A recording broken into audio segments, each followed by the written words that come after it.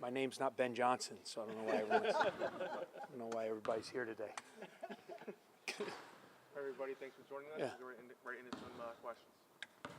Coach, coming off the back-to-back overtime games, Yeah. I feel like the team just learned about itself. Well, I think the main thing we learned is we can compete, with the best in this conference. Playing on the road against a team that was 6-1 and as hot as any team in the country, and to go in there and limit them to 65 points in regulation and really play great basketball. I thought we played an outstanding game on Sunday. We just didn't finish the deal, and I think that's the thing we're talking about now is continuing to learn how to close games. We've played 7 really close games out of our, 5 out of our 7 games. Obviously, we did not have it wasn't close to Purdue, and Michigan State really wasn't a game. But the other 5 games were all overtime, last possession, 1 possession games, and we're 2-3, in those games. And I talk about it all the time. Like, if you want to have the kind of season that you aspire to have, you have to win more than you lose in those situations. So we have to keep putting ourselves in that spot. You got to move on. I tell the guys all the time in this league, whether you win at the buzzer like we did in the fashion and Nick hitting the shot, or you lose the way we did on Sunday, you got to come back the next day and you got to get ready for another high-level game, and that's what we're going to have with Indiana on Wednesday. You talk about recovery being a big part of going from game to game. Yep. You have overtime games back-to-back. What's recovery been like for this team? Yeah, I mean, it's a huge part of that's where you really lean on your, we call it our sports performance team, and I feel we have as good a team as there is out there. Starts with your trainer, Jeff Tanaka, was a trainer for the San Francisco 49ers, longtime trainer of the Bulls. I mean, he, when you have to manage an NFL season and an 82-game schedule with back-to-backs, a guy knows what it takes in terms of recovery. Our strength and conditioning coach, Brendan Ziegler, is unbelievable, has an amazing amount of experience, and I really lean on those 2 guys. Our nutrition, that pays into it, sleep. So, I mean, those are all things we talk about when you're in between games, because you see, I mean, these Big Ten games, they're high level. They're like heavyweight title fights every night. I mean, there's literally, I know everyone says it, and it's like I'm like, tell me a bad team in this league. I mean, there's not. You have to be ready to play at a really high level, and everyone's going to play hard. So it's not just about playing hard. You got to execute on both ends if you want to try to win.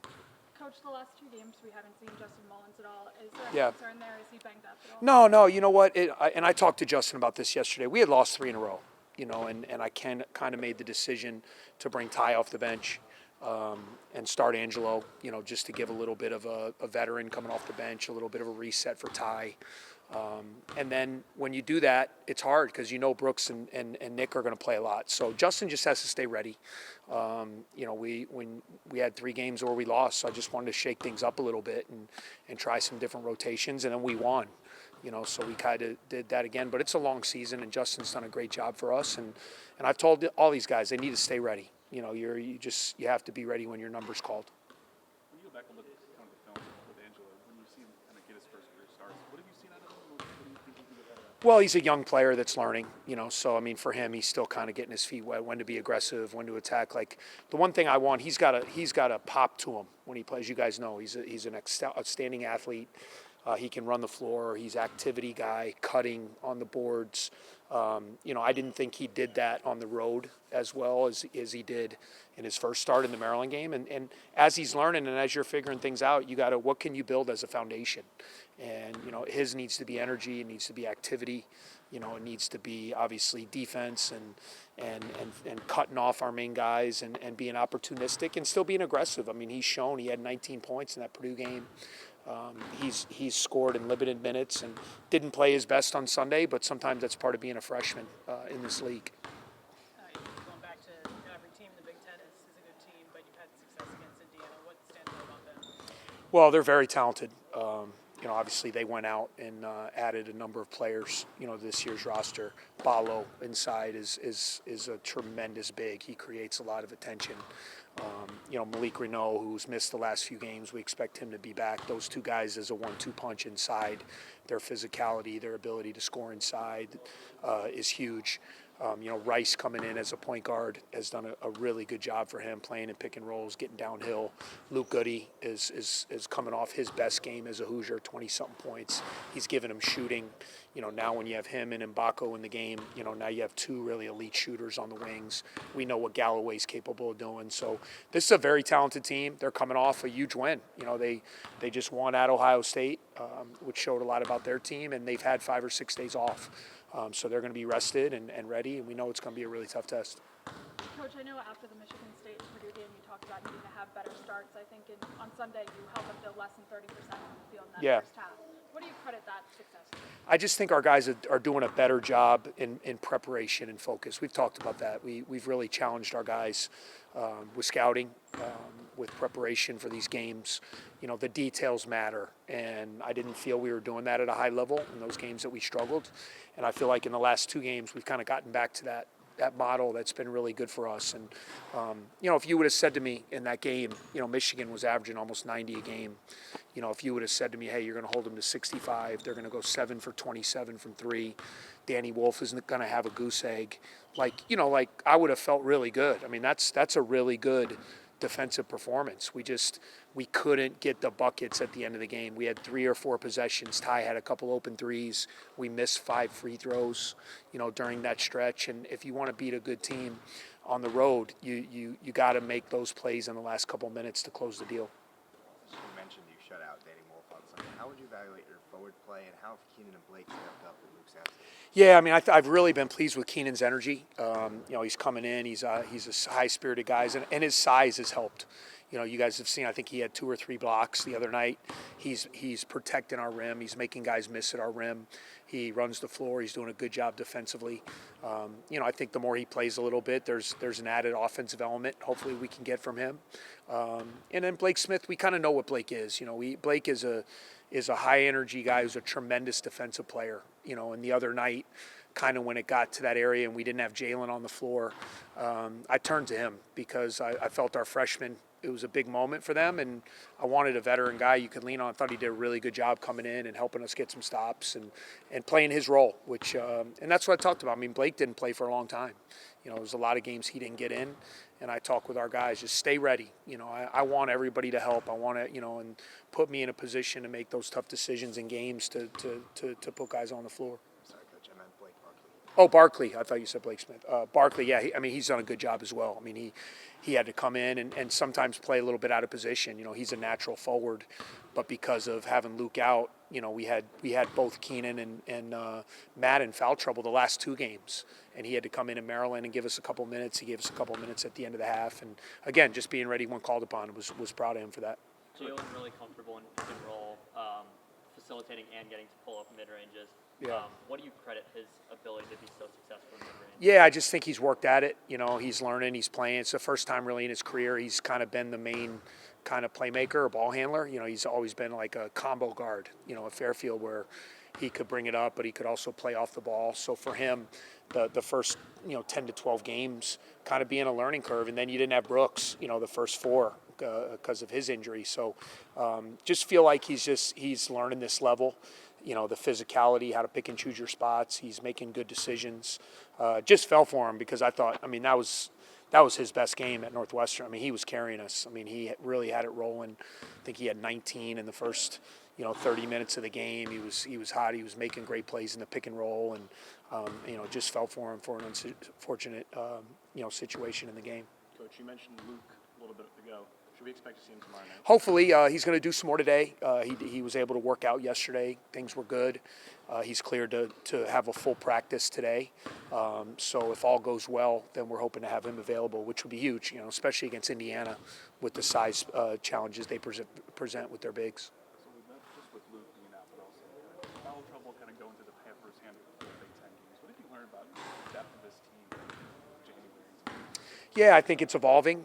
I think a big part of it we've talked about is the growth of the freshmen. I think, having those 2 guys be in a position where they can play meaningful minutes and help the second half of the season is huge. And I've challenged them. They've played, 18, 19 games now. You're no longer a freshman. You got to be ready to go. And obviously we've seen good minutes from Justin Mullins throughout the year. We've seen Blake Smith be able to come in, Blake Barkley's now gotten a chance. So, I mean, everyone's had their chances to come in and kind of help.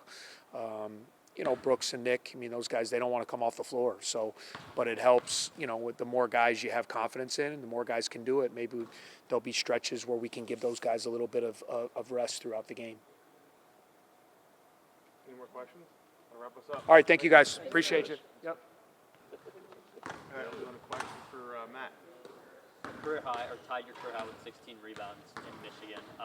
What was working for you on the glass? What did you see? How did you get so many rebounds? Part of the reason I feel like is, for some of them, the ball just got tipped around. I was able just to grab them at the end. Others, I just got good positioning underneath. It kind of helps when the guy I'm guarding, so Vlad in this case, he went to go try and block the shot, so no one's boxing me out or anything, so I can just grab the rebound really nice and easy, which is the same thing that kind of happened last year at Indiana. When Ware went to go block the shots, I got the rebounds off of those. So it kind of just is a mixture of a bunch of different things that kind of all went together at the same time. With Luke missing time, obviously Keenan's been going. What have you seen from him in those moments going in? Yeah, he's been doing a great job. It's hard sometimes when you go from not playing games to playing games. I've experienced that before. And he's been doing a great job to capitalize on the opportunity. He's doing a great job in practice, great job in games, so I want him to keep it up. Obviously, being one of the more senior guys in the team, seeing guys like Jello get a start, Blake Barkley seeing some minutes, KJ getting minutes, how does that feel like to you? Yeah, it feels great because that's the future of the program. I'm not going to be here next year, but they will be, and they need that experience because you can't just go from having no guys play to having all these guys playing for the first time. So you kind of have to sprinkle them in when you can, get them experience, and so that you kind of keep the pace, keep growing on what you have going on. Looking ahead to Indiana tomorrow, is there anything specific you've seen, reviewing film that you're kind of looking at in those matchups? Yeah, they're a good team. We got to play as a team, kind of all take care of our pieces and control what we can control. No one can win the game by themselves, but people can definitely lose them. So we kind of all have to do our part and take care of what we can. A couple 7-footers, how Paulo stands out, but when you go up against that kind of height, what do you think? It's another game. You got to approach everybody the same way because they're all trying to beat you. So you got to beat them before they can beat you, and just approach it as it's just another day, another guy who's standing in your way.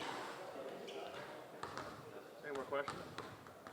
Thank you. Thank you, guys. So you kind of get ready for Indiana, what's exciting about that? It's got a lot of hype now. Yeah, they've been playing really well lately. They had a really good win at Ohio State.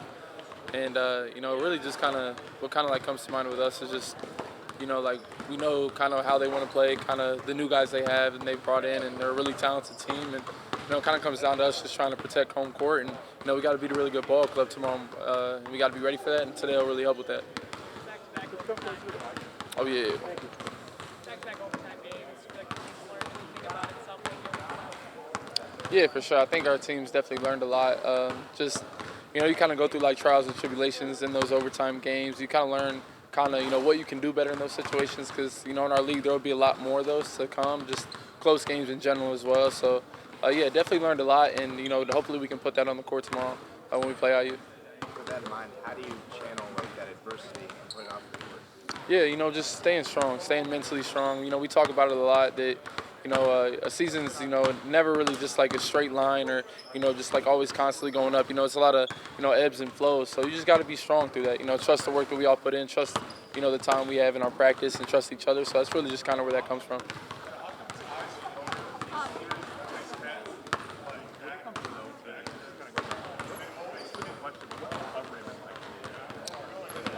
Yeah, just treatment a lot. I think we have one of the best training staffs, in the country on our side. So it's definitely a blessing to, be able to come back and, have them kind of, help me out with, nicks and bruises that I have. So it's definitely just, spending, a couple hours in the training room the next day and then just, kind of revving it back up for the game day. So it's definitely a blessing to have them on our side for sure. A tough overtime period you guys had against Michigan. I think you were having 0 shots from the floor. What did you looking back on that, what did you learn from that extra 5 minutes? Yeah, just, we gotta be smarter and just kind of gotta capitalize more when, given those opportunities. And, you know, we kind of know how teams are going to play us, and you know, we kind of got to look at that and then kind of, you know, be a little more innovative and a little smarter. I think that was the biggest thing. We got to be a lot smarter when it comes to that time, just because I don't know if it was fatigue or if it was, you know, just, you know, us getting lost in the excitement of the game. But we definitely got to be more strategic when it comes down to overtime play and just trying to get easy buckets. Yeah. In terms of shot selection, it feels like you struggled a little bit from deep in the past 4 or 5 games.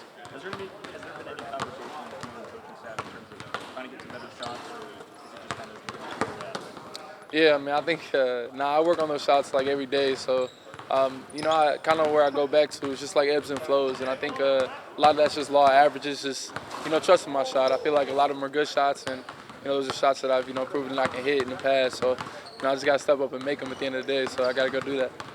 You getting a little added motivation, though, playing against your state school? Not for real. I mean, I definitely love playing against every Big Ten team. I think it's a lot of really fun and excitement. I will say that a lot of my friends go to IU and stuff like that. So, you know, maybe a couple of them will come to the game and stuff like that. And I actually have 2 really good friends on IU as well. So definitely a lot of added motivation when we play any Big Ten school. But it'll definitely be cool to see those guys that I know on that squad.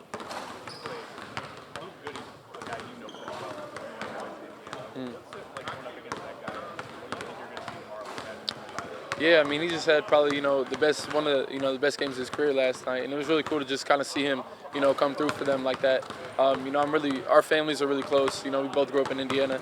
Really good friend of mine, honestly. So it's cool to see him, you know, kind of, you know, star in his role. But you know, he'll come into the game tomorrow very confident. So it'll be cool to just, you know, kind of go head to head with him tomorrow, and you know, it'll be exciting for sure.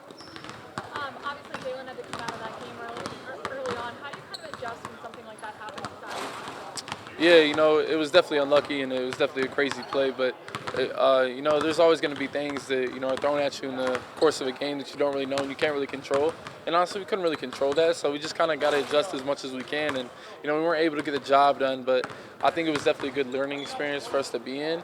And so if something like that happens again, we'll be kind of better suited for that. But, you know, it's definitely unlucky, but, you know, we got to come on and bounce back.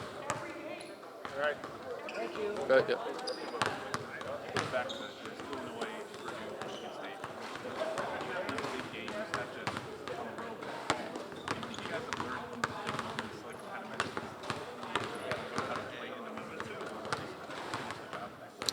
Yeah, I think we can't really get caught up in like, you know, kind of like, oh, this is a huge game, or like get caught up in like, you know, if we lose this, you know, we lost another one. I think it's a blessing to be able to play in any game, and you know, every big game like that's just another opportunity. And I think we have to kind of look at it in kind of more of that aspect. Like it's a positive kind of opportunity. We get a chance to go out here and compete with, you know, a lot of teams that people think are going to be Final Four teams, you know, Sweet 16 teams, things of that nature. And we're trying to get, you know, our program to that standard. So we just kind of, you know, have to look at it as you know, we get to have this opportunity, get to have this game. So let's go win the game, you know, now that we're out there. So I think we got to kind of think of it more like that. Sure. Yep. Thank you, guys.